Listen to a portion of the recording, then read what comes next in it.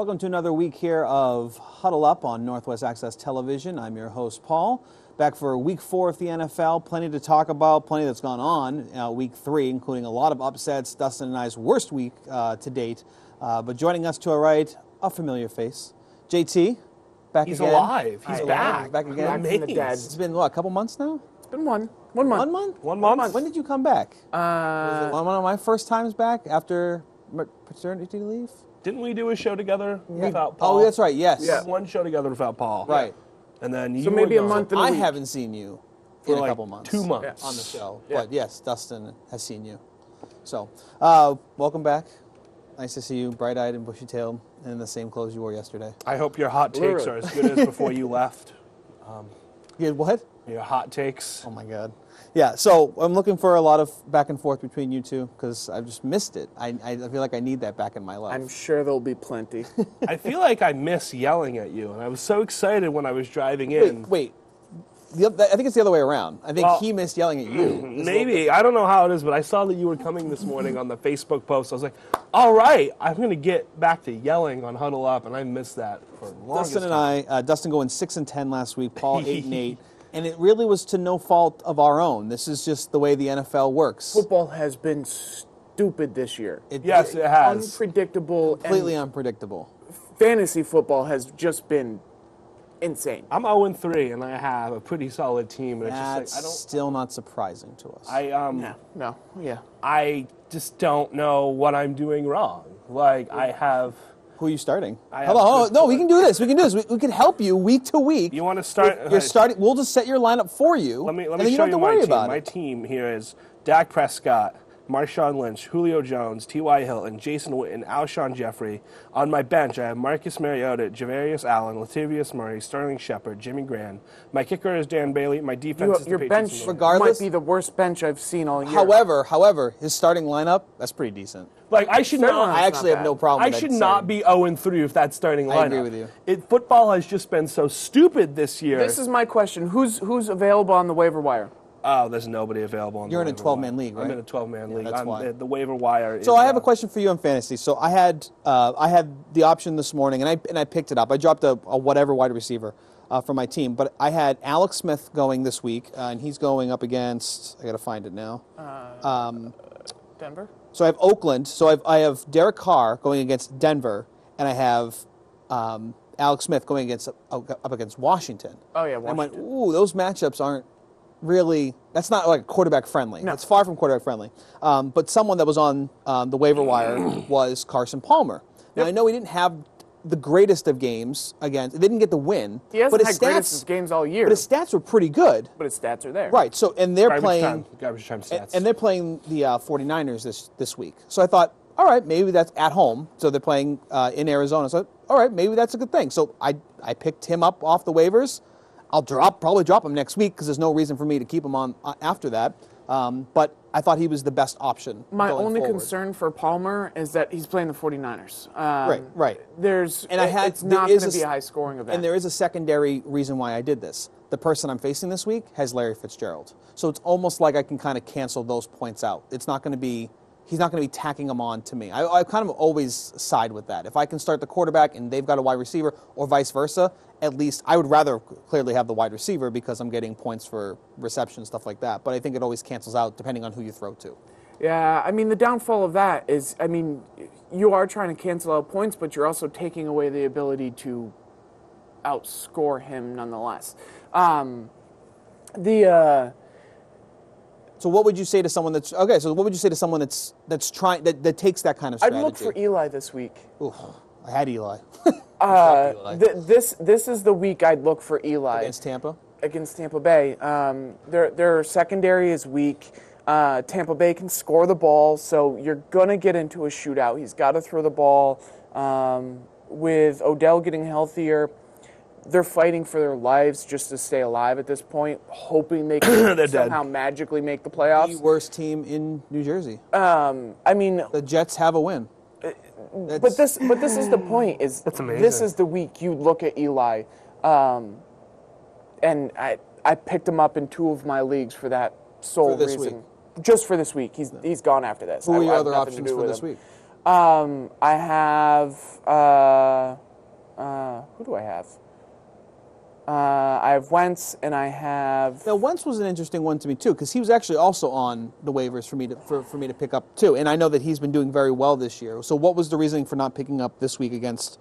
And I'm going to forget against the Chargers. Wentz's numbers have been okay. The downfall is they're still trying to figure out run pass. Wentz throws some bad interceptions too. If the running game is going, he'll rely on the running game, as we saw with the Giants game. Is they got the running game going. They were running the ball well. Wentz only threw for like 170 yards, maybe. That's not going to cut it, not fantasy football wise. So when I look at matchups, and it also depends on the league. My leagues have bonus levels for 300 yards, for that kind of Most stuff. do. So when I look at a quarterback, I need someone that's going to throw the ball and throw the ball significantly. So I'm looking for a game that is going to be a shootout game, or even a team that's going to get blown out and is just going to have to launch the ball 500 times just to try to come back into it.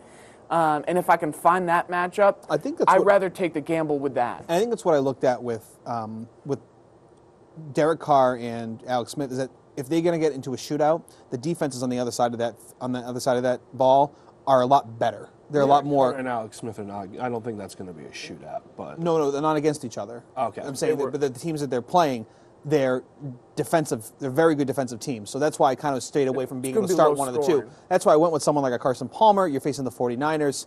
You don't have a run game right now. It's likely they're going to run a lot. They're going to throw a lot more. But you do. You have decent running backs in there. They had a bad week, but they went up against a good line. I worry about Palmer in this matchup solely because it doesn't need to be high scoring. Now, with that said, he could come out and throw for 400 yards. It is Carson Palmer. Yeah, right. And I'm also not looking for the world here. I mean, Carson Palmer on an average day can throw 2 to 3 touchdowns. That's really all I'm looking for. But I'm also looking to limit the amount of interceptions. And I feel like with his wide receiver core against the defense they're playing, is in a better standing right now. If you're going to start Carson Palmer, depending on who you have is like your flex player. And again, remember, I'm playing. I might start J.J. Nelson to go with him. Right. Who didn't do anything last week. He had the opportunity.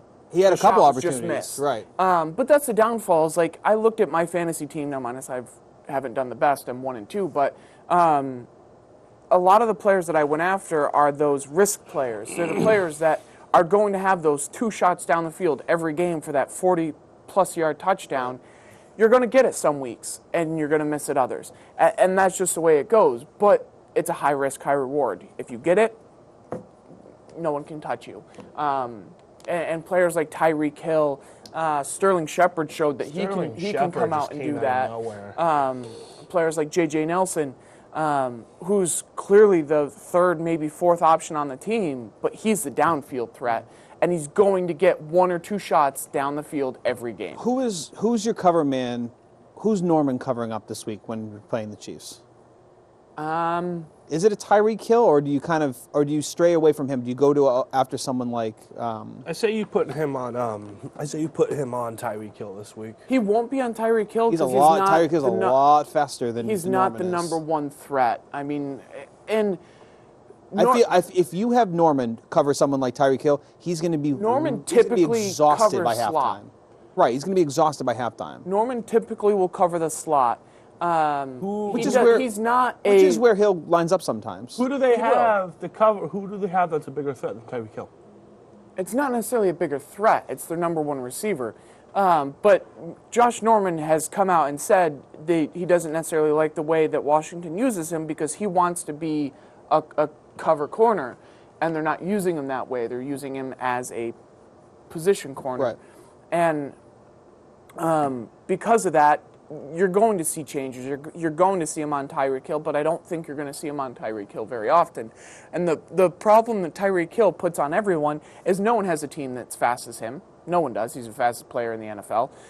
Second of all, he's such a utility player. He lines up in so many different spots, whether it be on the outside, whether it be on the slot, whether it be back as a running back. He's so influential to that offense.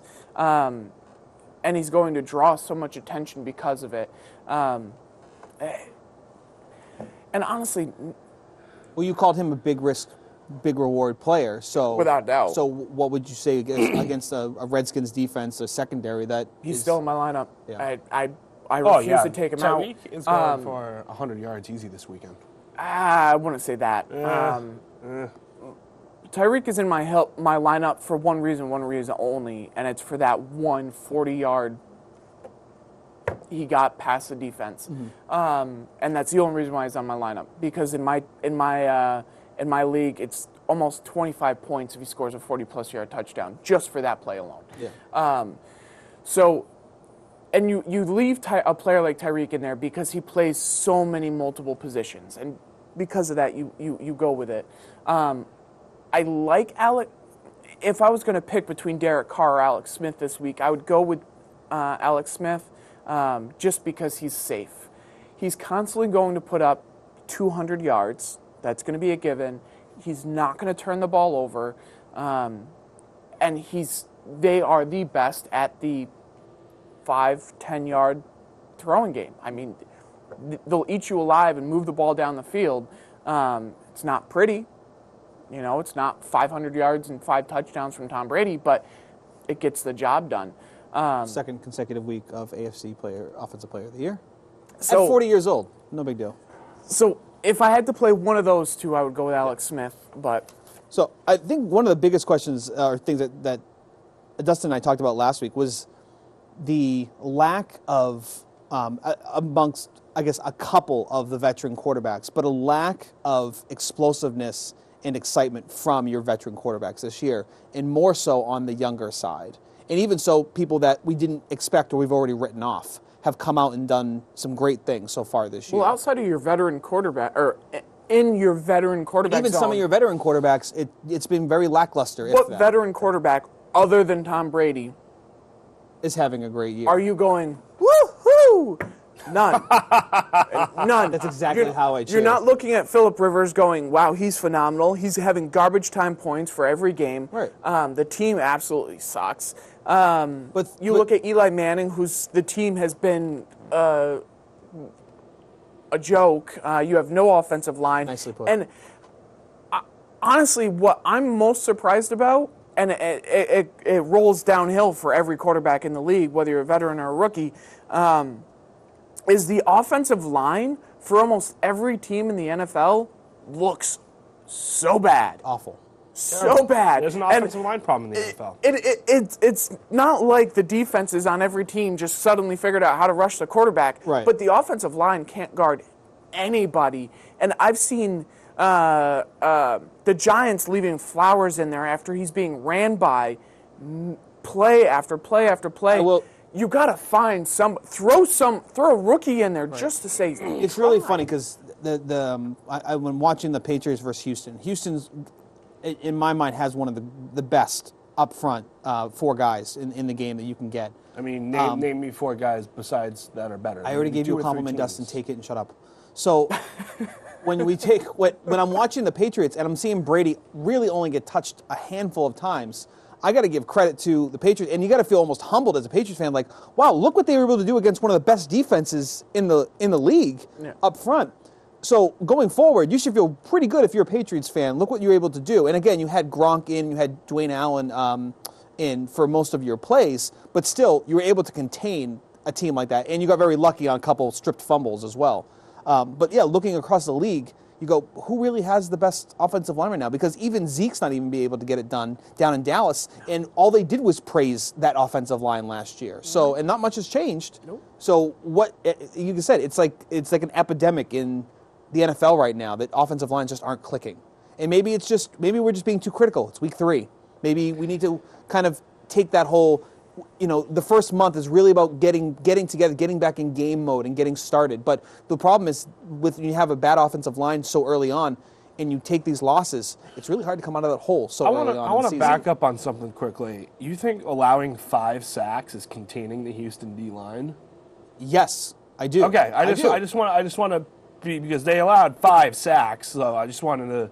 And they still won. We had to put in specifics with Houston because we all know we're. No, I just want. But I'm saying Houston is above. I'm saying Houston is by far in that top 3 up front defense in the league. That's what I'm saying. Is I'm giving them high praise already. The fact that the Patriots were able to still win a game and block them. So my next question is, and I'm not really talking about this game in general. I just wanted to look up the sacks.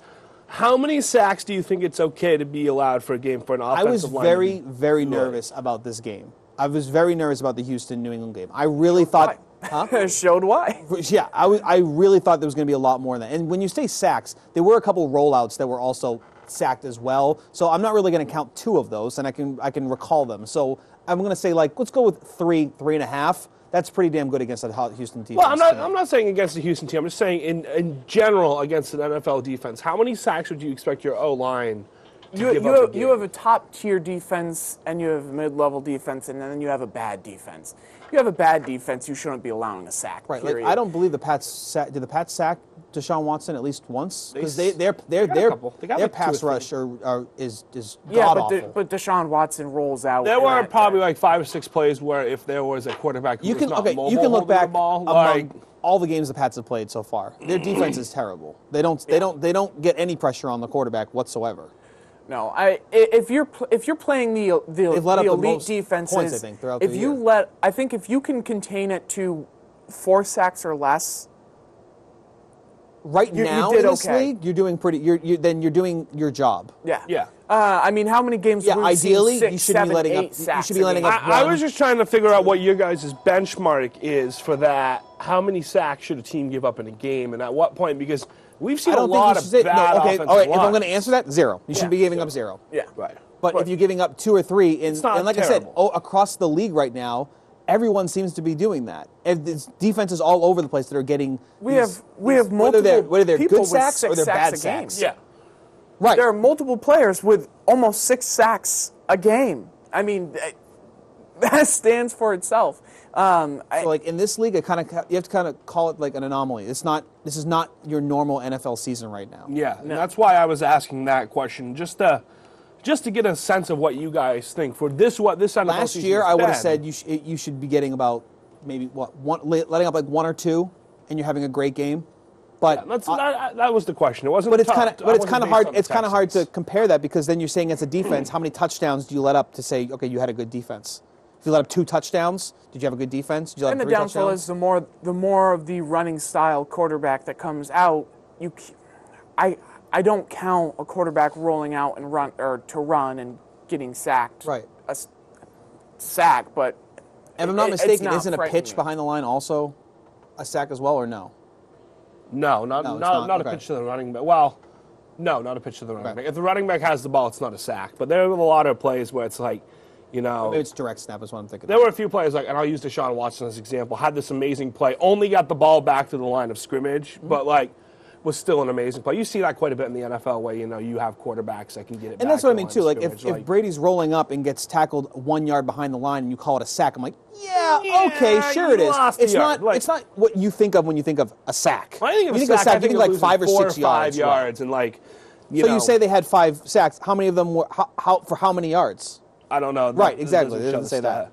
So, I mean, right now, the offensive line, but like I said, Dustin went, I'm going to just read it, went 6-10 last week. I went 8-8. There were a lot of games last week. We had picked, like the Baltimore-Jacksonville game was one of those, it's still London, and when you're in London, and we crazy said things it on happen. the show. If we picked the Ravens, the Jaguars would win. If we picked the Jaguars, But if you look at the statistics for how Jacksonville plays in London, right, they won their last 2 beforehand. And London is also averaging almost 40 points a game in London. Right, but it's not a one-sided offense. It's for both teams. So it's one of those where we said, okay, the Ravens should at least, if not win, keep it close or something like that. And it wasn't even. That was the worst quarterback start. We I've can ever confirm seen. Joe Flacco is elite after last week. It's elite. However, if you're a Jacksonville fan or just a fan in general and just don't really like the Ravens, that was a fun game to watch. I ended up watching it. I was able to Chromecast it to my TV and watch it great. I had a lot of fun watching Jacksonville just beat up on the Ravens because I just had a lot of bad blood with the Ravens over the years. Ravens so I didn't mind much. that. Last year, did I not give Jacksonville props? I said they're a dangerous team. What's This year, the record I right said now? Jacksonville can be a dangerous team. That defense is solid. Jacksonville at 2-1, The defense Tennessee is at good. 2-1, Houston at 1-2 in the bottom of the thing that division. Jacksonville has finally figured out this year is that Blake Bortles is looking like a competent NFL quarterback. Did he loses like one of his best wide receivers, and they're still Yes. 2-1 on the year? I think, Allen Robinson. I think the Jaguars go as They have far as Allen Blake Hurns Bortles still, right? carries them. And I think the AFC South is going to be one of the best divisions in football next year because the Colts will get Andrew Luck back next year, and now you have 4 decent quarterbacks in that division. Will just Andrew said- Luck come back next year? I mean, I think he's dead, but I've been told, I've seen him on TV, so I guess Still he's not alive. practicing. I guess he's alive. He's already, I guess, quote unquote, been ruled out for this week because he hasn't practiced. I don't since know what's Thursday. going on with Andrew Luck, but I guess they're taking the more cautious approach to his injury. The Colts are going to fire Chuck Pagano at the end of the year. That's pretty much almost certain. And that division next year will be a lot of fun to watch because you'll have the Titans and the Jags that'll be good. Houston seems to have figured out a quarterback situation. And then you have the Colts who have Andrew Luck, who, when healthy, Andrew Luck is the best quarterback in that division. Andy's playing So, the Seahawks this week at home, Sunday Night Football. Seahawks are going to win Ouch. that. That's going to be I don't bad. know. Brissett, I have a lot of faith in him. I like watching Jacoby I like Brissett. watching That him was- play. He's very similar to watching someone The like only a thing you Deshaun got to Watson remember with play. that is that Seattle's not Seattle of the past. No, But they are at home. It's a little different when they're away. This Completely, is true. actually, almost a 180 when they're away. This is true. Last week at Tennessee, right? And Tennessee ended up winning that game. So again, they're not the same team home as they are I think away. the Rams can win that division this year, actually. Just looking at how bad that division is. The only reason I will say I believe the Rams could win that division is the fun fact of the day: who has scored the most points this year in the NFL? The Rams. Los Angeles Rams at 107 points. Who has scored the second most points in the league? Patriots. Right? Patriots, 99. But who has led up the most points this year in the season so far?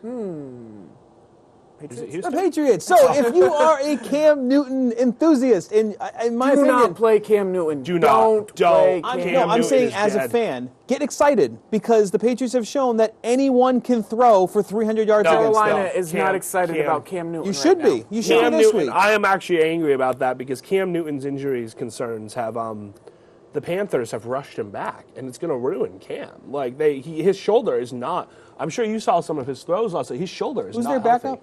Derek Anderson. Oh, give me some Derek Anderson. Yeah. All right. Yeah. Cam Newton accuracy is As a Pats fan, so bad. I'll preface it by saying, as a Pats fan, I have absolutely zero faith in the defense right now because they're making everyone look like an all-star quarterback. So The at this downfall time, is so at this- Carolina doesn't even have their weapons right now. Carolina Benjamin's is- out. regardless- Greg Olson's out. You're left with Funchess and McCaffrey. we love Funches though. and McCaffrey's he still drops running every for. ball. What did McCaffrey go for last week? McCaffrey's the threat, but Right. it's the only And threat. here's the difference between what the Colts are Right, doing. but I'm saying as the Patriots defense, there's no rush, there's no pass rush right now. There's nothing. So if you have someone like McCaffrey, could probably go off.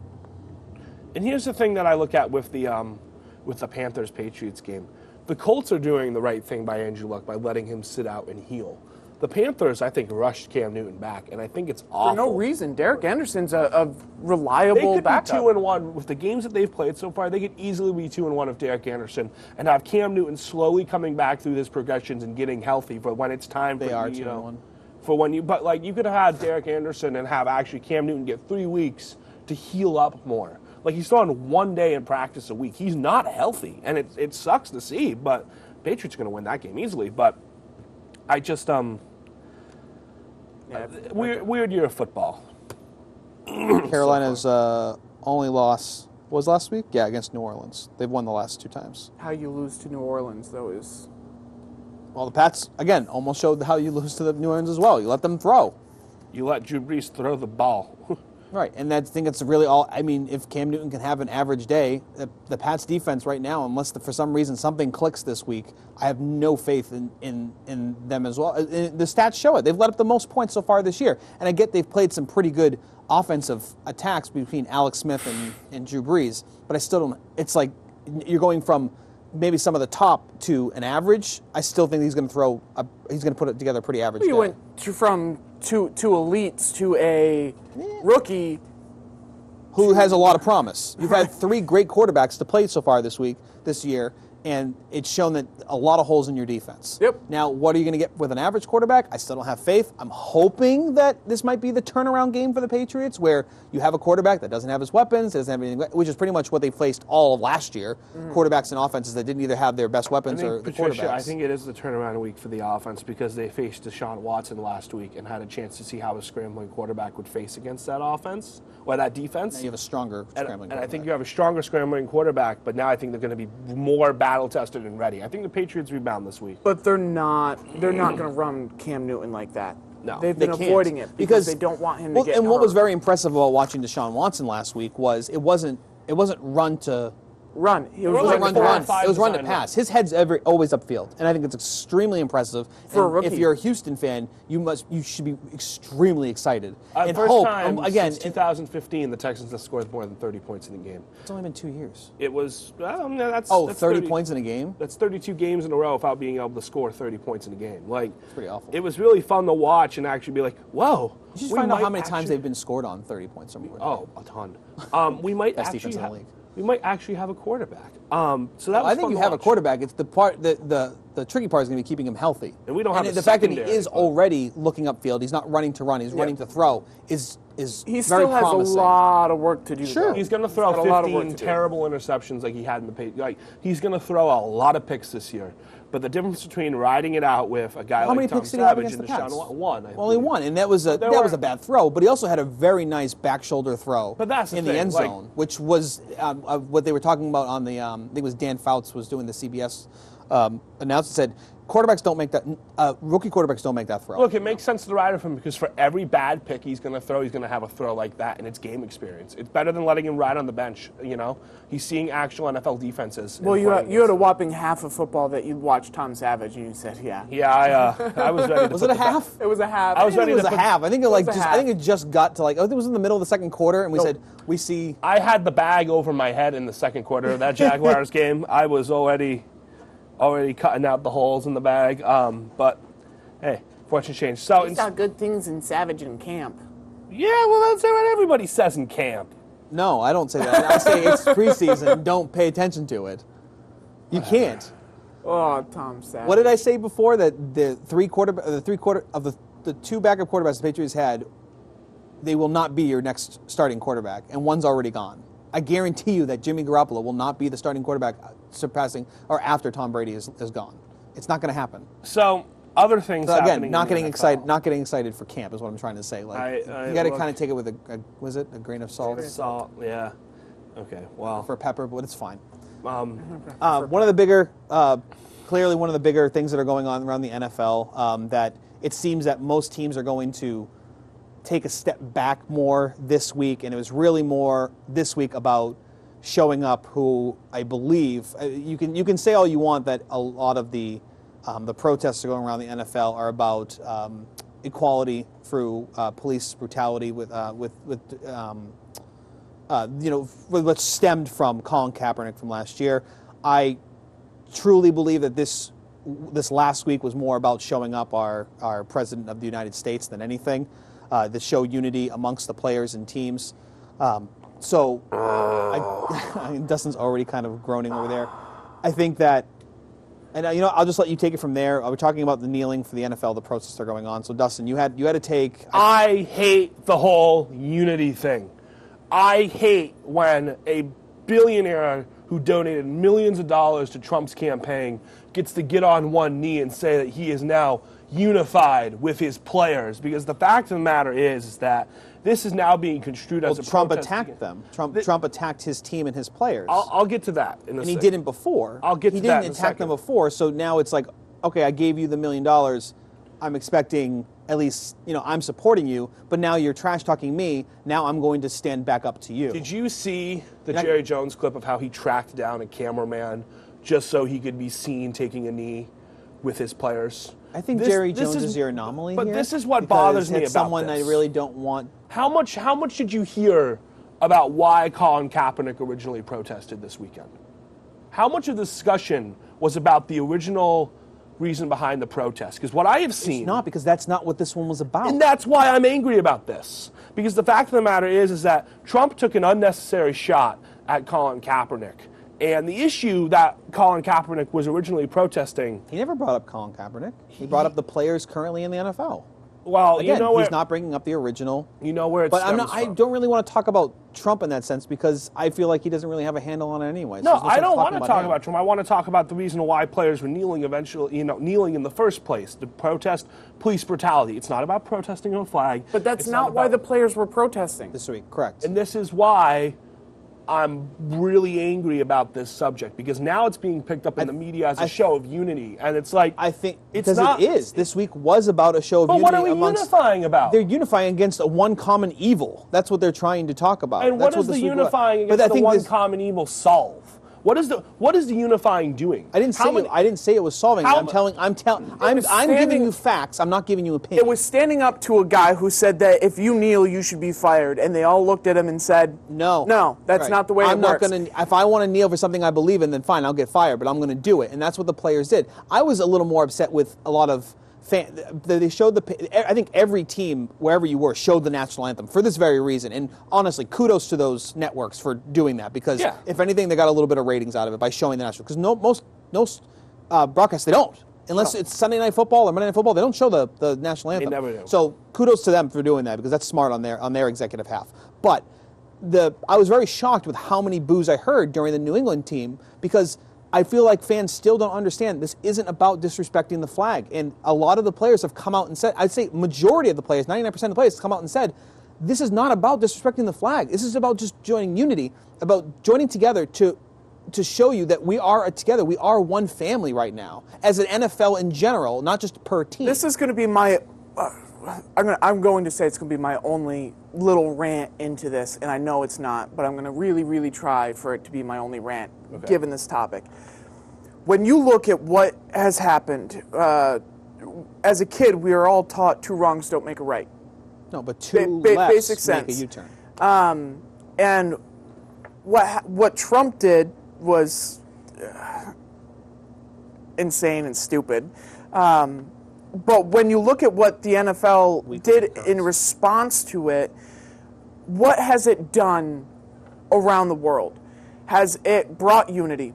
No, it's failed miserably. You are having... I think it's been confusing. You've had thousands of fans come out and boycott the NFL. Every social media is plagued Have you and seen the littered fans with... burning up their season tickets? Yes. I just want to echo my brother. Can I just have them? I don't mind going to the game. Yeah, I'm still... And this is what I'll let you finish. I'll let you finish. Wow, I lost my seat there. Because I want to piggyback on something he's saying right now. The point of a protest is to bring knowledge and to bring awareness into a situation. What this was the NFL looking at Donald Trump saying, "We don't care." I don't who think you it's are. we won't be bullied by you. I think that's what this protest was solely about. This is what makes me mad But it because turned the American society against them. Right. It's the number one problem, which is why you've had almost every NFL owner come out and Honestly, though, backtrack where they were. Here's what I want to say about the NFL when it comes to Trump. You picked the worst opponent in America to go up against if you're Donald without a Trump. doubt. You do not go up against the most profitable organization in America right now, and that's the NFL. Yeah. It's unreal because for every fan that says I'm not watching a game, there's probably about 100 more that says I will. I honestly believe that. Go on, Dustin. I want to piggyback on what JT said because this is what I hated about the protest. And because what are you protesting? You're protesting Donald Trump. The reason why Colin... They're protesting their right. Right. Their right to protest, basically. Their right And to I can do protest. But whatever way I protesting want your to. right to protest doesn't But fix yes, anything. it's that underlying is Donald Trump said you shouldn't be able to do this. You should be fired for it. Colin Kaepernick originally took a knee because black people in certain places cannot go outside without the fear of being gunned down. For whatever reason it is. Yes, some cases there is, yes, there are some cases where the cop was in the right, but there have been a lot more cases where the cops have been in the wrong. I want to say a lot more cases. A lot more. And what I saw this weekend was NFL players after a year of, some stepping out and taking and saying, yeah, I'm going to kneel for this national anthem because of the police brutality. Donald Trump has a rally in Alabama and calls them the SOB, and now all these players are unified, You know what Colin Kaepernick did that we don't talk about? He donated millions of his own money to foundations in these black communities where these black kids are growing up to help out the cause. If Jerry Jones wants to take a knee with his players to show unity, then Jerry Jones needs to also donate $1 million of his own money to help the cause that was being protested. How do you know he's not? This is a conversation that John and I had with a bunch of our friends. How do you know these people aren't doing it, but for some reason you're just not hearing about it? Well, there's a reason why, but I think if they were I think if Jerry Jones donated $1 million to a foundation that's helping impoverished black community members, you would hear about it for the right reasons. But what gets me mad is now that the NFL is hopping on this unity bandwagon, and what the protest was about originally has been completely overshadowed, and black people in places still can't go outside without the fear of being shot in 2017. So I don't care who is sitting down, you're like, oh, it's great that we're locking arms in a show of unity. Does everybody know what they're unifying over? Like, it became a protest Okay, against... now, here's where I want to preface that. The players, I believe, do know why they're unifying. Right. The fans have no clue. And there's absolutely a lot of no clue. players. And that's why you're seeing boos, you're seeing cheers, and you're seeing confused faces. Because the fans don't understand, should we be supporting our players because of Kaepernick? Should we be doing it because of equality for police protection? Should we be doing it for Trump? Should we be doing it for... They don't know. The fans don't know. No one is looking at this with a level head. And that's the problem. And this is what bothers me about this subject. Players, I 100% believe the players know why they're kneeling. I think there are a lot of players, and if you see them, you know why they're kneeling, because they are... And I think there's a difference between the locking the arms and the kneeling. The Patriots players that you saw on the sideline that were sitting down for the national anthem, were kneeling for the national anthem, you know all the defense. By the you way. know those. You know that defense, and you know that a lot of those players on that defense have opinions on police brutality because you've heard about them before, and that's what I really wish the NFL would have done better with this. Is that like you're protesting something Donald Trump said in a rally, but he's saying I think that was made clear. I think that fans were just a little ignorant in understanding why the players were kneeling this weekend. And again, the players have come out this week and said they don't plan to kneel this week because they feel they made their point with what. So my question to you is, with the attacks that Donald Trump had taken on them, the NFL will do a whole month of Pretty in Pink Breast Cancer Awareness Month. Yep.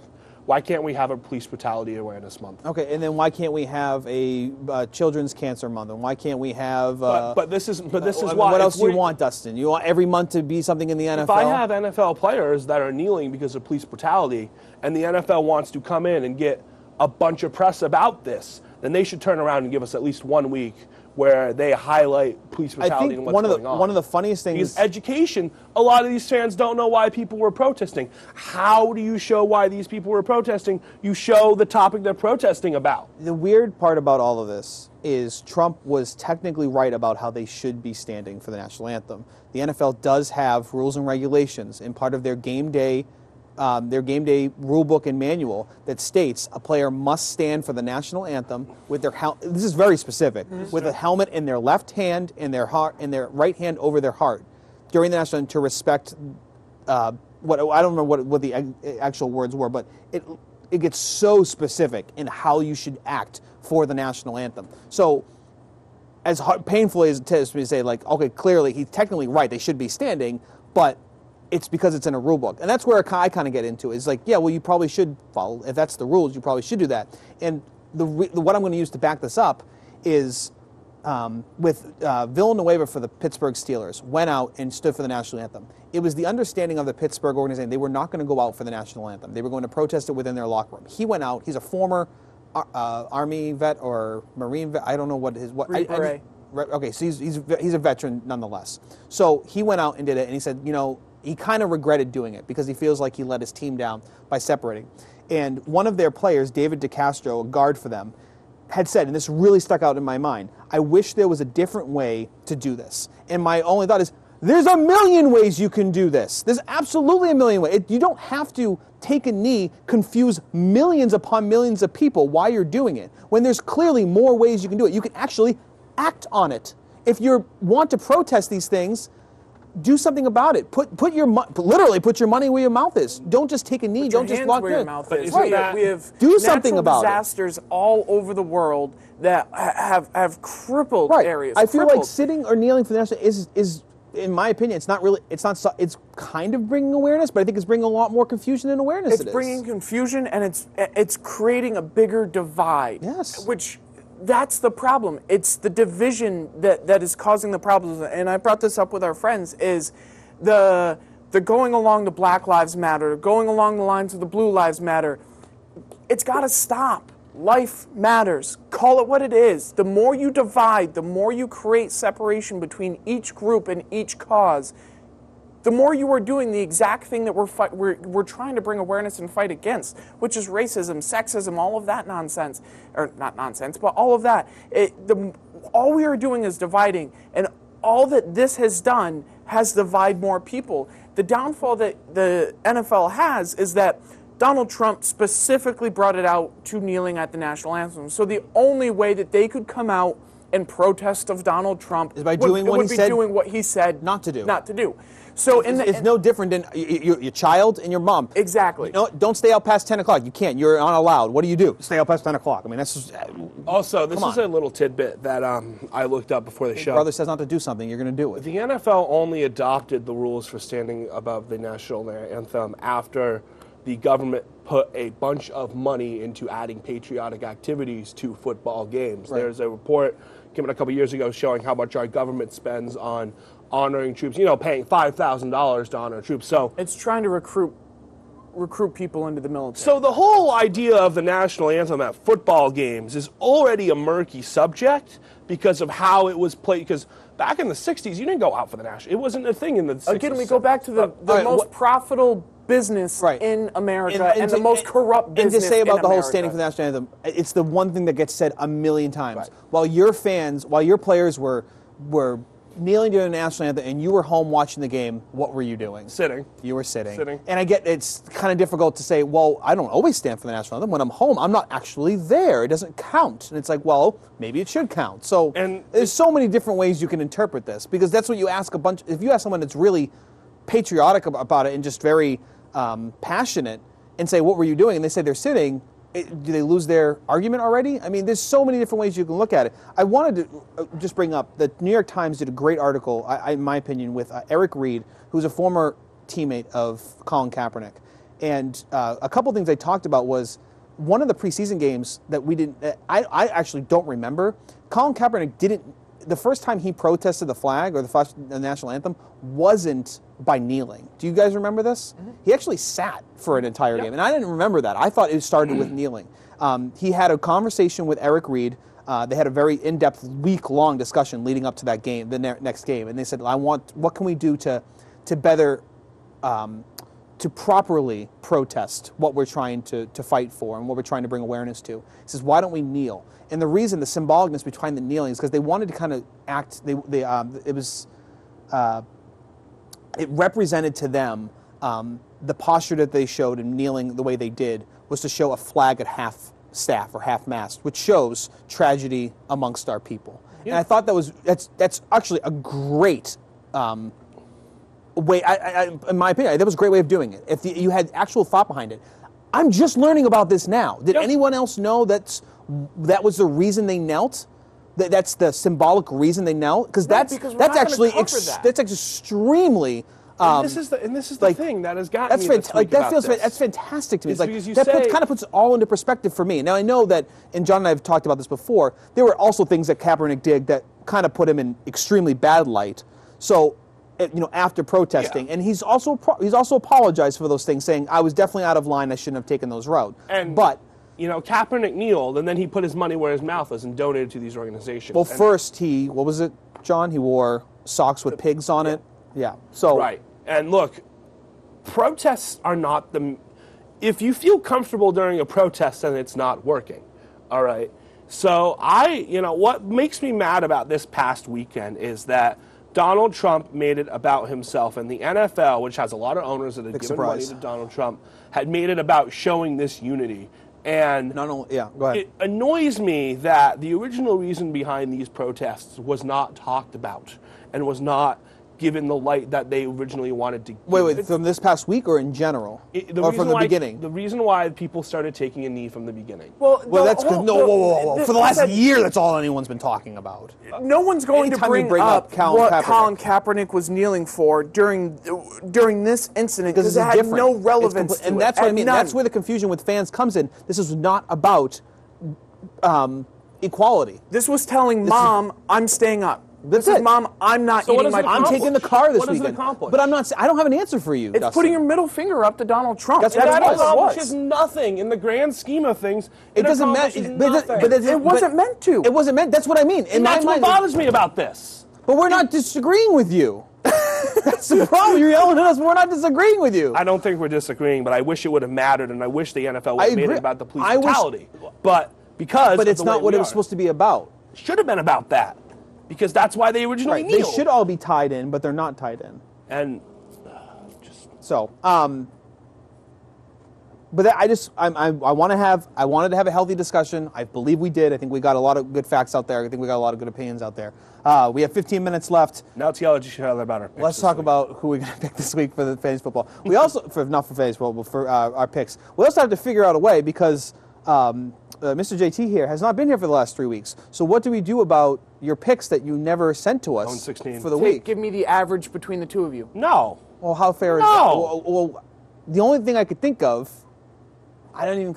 is to take your average from last year, your percentage from last year, and maybe take a few percentage points off that, and then translate it to what your record would be. No. I don't know what your average would be between the two of us. That means all that does is put you in between us. It really makes no difference. I'm still going to smoke Dustin by the end. I'll have a hard time catching you, I'm sure. But I still emailed you my picks. The week I was in New Jersey, I still had the time to email you my picks. Listen, homeboy. What? Okay?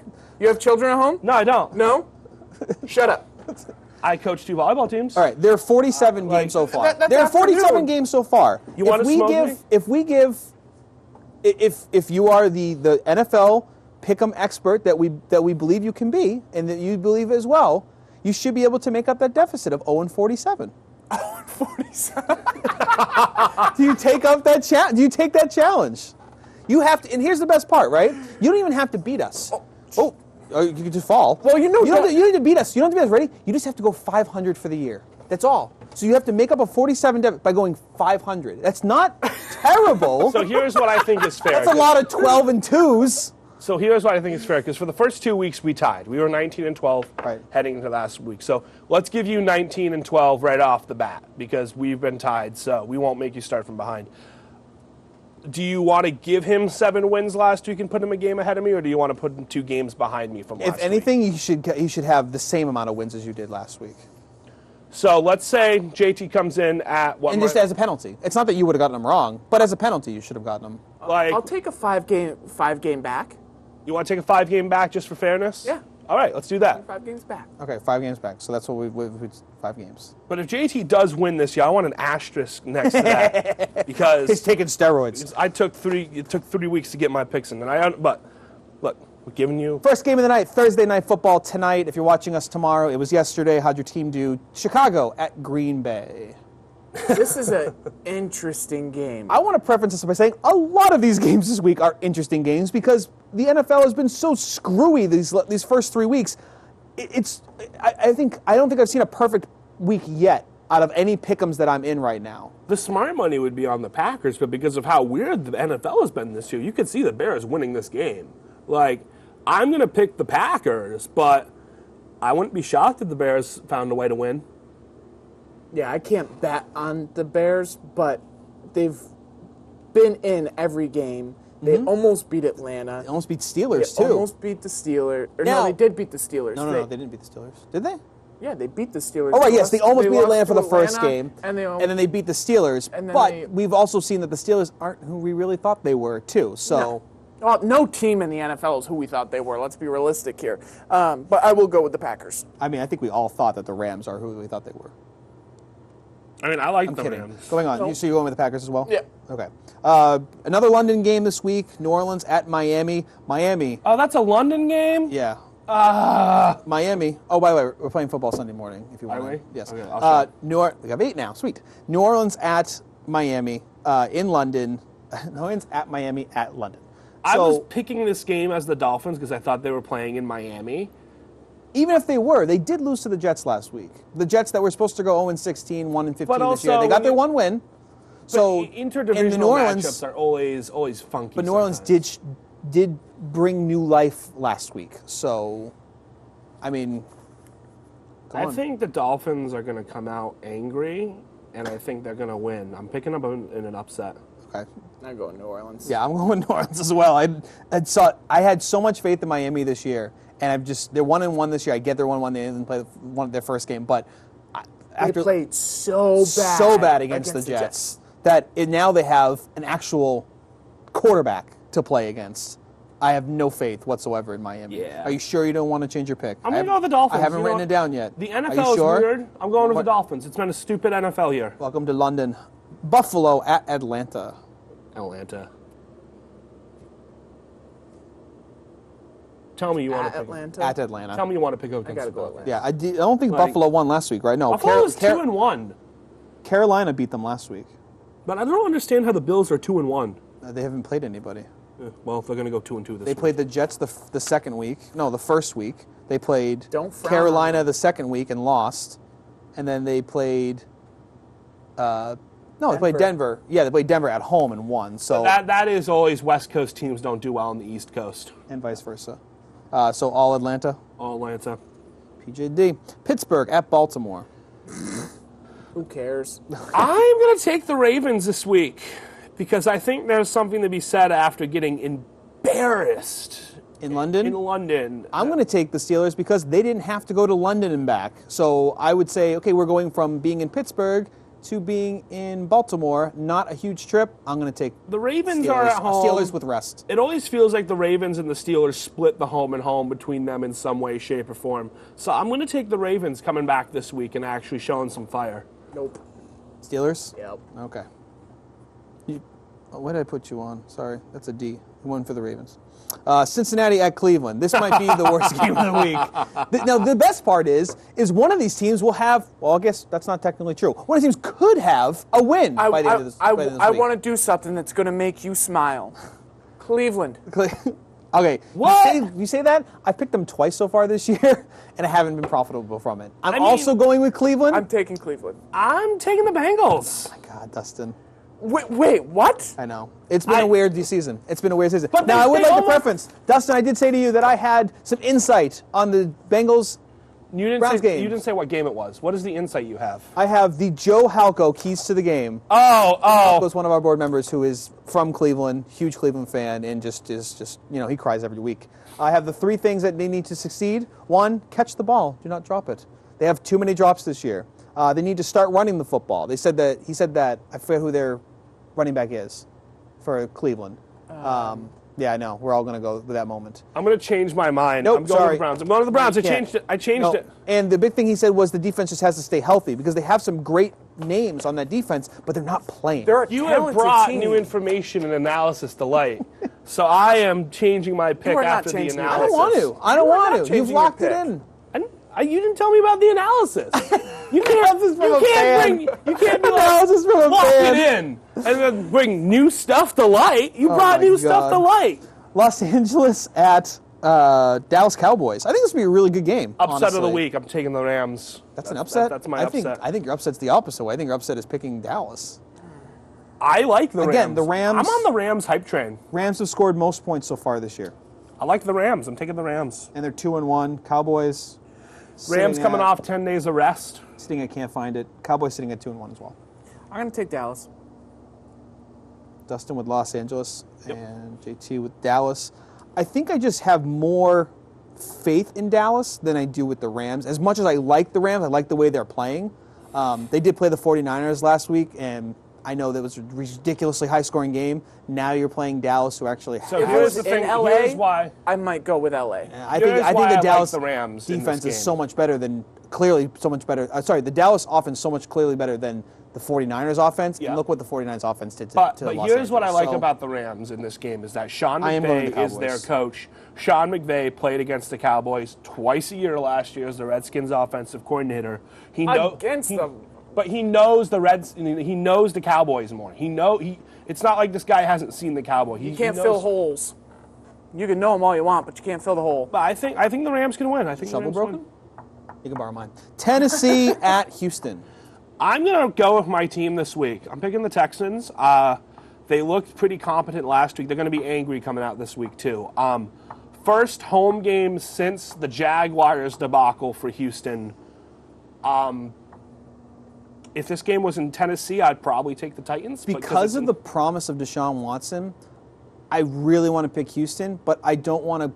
I really think that Patriots defense has so many holes in it that it showed off a bigger Deshaun Watson than we should. I think this is going to be a fun game, though. I think this will be one of your games of the week right here between the Titans and Texans. I think it'll be a good game. I really want to stick with the division winner currently, right? This division leader currently right now, and I want to go with Tennessee, and that's what I'm going to do with. I'll go with Houston. As much as I do like picking Houston this year, I do like that team JT's going to the Titans. I know he's going to the Titans. JT will never pick the Texans. This is going to be a ugly game. Ugly game. Detroit at Minnesota. Talk about ugly. And I would like to point out, Mr. Case Keenum last week with 369 yards, 3 touchdowns, and a QBR of 142. Case Keenum. Holy crap, Case Keenum, where you been? Case Keenum can only beat the Buccaneers. This has been proven. A flu-driven Buccaneers. Like a flu-driven. Like the Lions are going to win this game. I like the Lions in this game. Lions got screwed by the NFL last week. They did. Well, they didn't. He was not over the end zone. So. But if they would have, because of the, they could have. Well, they couldn't have called a timeout or anything. But because the refs had to review it, that should have given the fact that the refs reviewed it. I agree that the time should have been put back on the clock. And if you give them another play, I think they get into that end zone. So I like the Lions. The Lions are a good football team. Jim Caldwell is a good coach. I think they go 3-1 this week. You gotta give me something. Don't be silent on me. Why? Why? Minnesota's defense is fantastic. Detroit is a good team. And with Case Keenum, Stephon Diggs still went off like crazy. This is going to be my number one thing that I want everyone to hear. I'm just giving it to the home. I don't like Detroit. I don't like them. Right. What's his face? Matthew Stafford. Right, I'm going to go with Detroit. I got a feeling. I got a feeling. Carolina at New England. New England. Not even. Next game. Okay. Jacksonville at New York. Sorry. Jaguars. We kind of talked about it already. Jaguars. Jacksonville at New York. Yeah, I'll take Jacks. So Jacksonville also 2-1 this year. This year so far. Everyone going with that? Okay. Yeah. 49ers at Arizona. Arizona. That's a sweep there. Philadelphia at Los Angeles. Go Philadelphia. I want to see the Chargers go 0-16 as punishment. Have they won yet? They're 0-3. Wow, that's. Okay. I am so rooting. If that's a combo pick. You guys are picking them. I'm going to pick them. If there is one team in the NFL that I'm rooting to go 0-16, it is the Los Angeles Chargers. What do you have against Phil Rivers? The Chargers. He's so goofy and dumpy looking anyway. Why do you have to? Spanos is a terrible owner, and the only other team that should be in LA is either the Rams or the Raiders. And moving the Chargers to the 30,000-seat StubHub Center because you want to be famous and you don't like San Diego is one of the stupidest franchise moves ever. And I love that their stadium is filled by opposing team fans, and I love that they're 0-3, and I want to see them go 0-16 and crash and not even burn. showing up in the stadiums. Some of these pictures before kickoff are hilarious. It's good because the Chargers do not deserve to be in LA. No, it's bad. It's bad for football. Very bad for football. That doesn't show good light right now. And they're already not in the best of light. Move them back to San Diego. 2 minutes. Next game. Yep. Giants at Buccaneers. Giants at Buccaneers. And the Buccaneers are now a healthier Buccaneers, we should say. I'm going with the Giants. I'm so torn on this one. I like Jameis. I'm going to the Bucs. Well, I like Jameis too, and I have absolutely zero faith in the Giants as well. McAdoo gets canned at the end of this year. Actually, here's a hot take. Make it till the end of the year. I think McAdoo doesn't make it to week 10 or 11. I'm going to go with the home team. I'm going to go with Tampa. Oakland at Denver. I'm taking Denver. I feel like this should be a good game. This will be a fun game. I'm taking Denver, though. But it's in Denver. Yeah, I'm taking Denver. That scares me. I'm taking Oakland. Why taking Oakland? I'm taking Oakland because they can't play that bad 2 weeks in a row. Oh, yes, they can. Are you sure? Are you sure, bud? Yeah, I'm going to go with Denver. I like the home team. Indy at Seattle. Seahawks destroy the Colts. And Monday night game, Washington Redskins at Kansas City. This actually might be a really good game, too. I think we're going to have a few good games and a couple bad games. It's going to be a good game, but I'm taking Kansas City. I'm going to take Kansas City as well.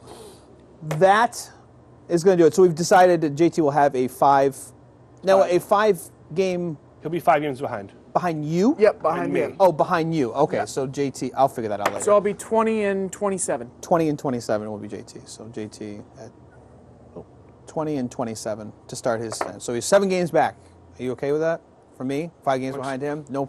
I'm not worried. Not worried at all. Nope. I mean, I would like to point out I did win by 1 game last year. That's going to do it for us on Huddle Up. Good Dustin, JT, and Paul will hopefully be back next week for week 5 of the NFL season. So take care.